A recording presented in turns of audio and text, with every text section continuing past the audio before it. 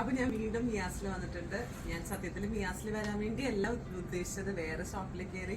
കാരണം മിയാസിൽ ചിലപ്പോ എപ്പോഴും വെറൈറ്റി ഉണ്ടാവുമെന്ന് അറിയില്ലല്ലോ എന്നൊക്കെ വിചാരിച്ച് ഇങ്ങനെ ഇരുതേച്ച്.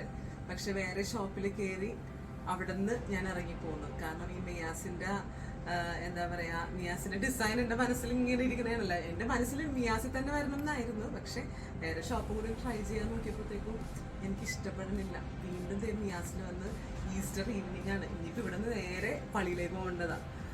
വന്ന് ഈസ്റ്റർ ഷോപ്പിംഗ് നടത്തി.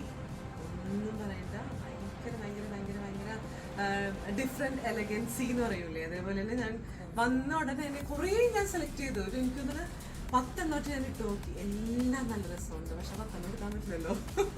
അപ്പം അതിൽ നിന്ന് ഞാൻ 2 എണ്ണം എടുത്തിട്ടുണ്ട്. അപ്പം വരാത്ത ആൾക്കാർ എന്തൊക്കെയാണെങ്കിലും മിയാസിൽ വരണം. സ്റ്റണ്ണിങ്, ഭയങ്കര സ്റ്റണ്ണിങ് വിത്ത് റേറ്റും. അതെ, റേറ്റാണ് ഏറ്റവും വലിയ സ്റ്റണ്ണിങ് ആയിട്ടുള്ളത്. പ്ലസ് അവരുടെ ഷേപ്പ് നല്ല രസമായിട്ടുള്ള, എന്താ പറയുക, നമ്മൾ എനിക്കൊന്നും ആരിട്ട് നോക്കിയിട്ടുണ്ടെന്നുണ്ടെങ്കിലും അവരുടെ സ്ട്രക്ചറിൽ ഫിറ്റ് ചെയ്യുന്ന ടൈപ്പ് സ്റ്റിച്ചിങ് ആണ് അവരുടെ. അത്ര പെർഫെക്റ്റ് സ്റ്റിച്ചിങ് ആണ്.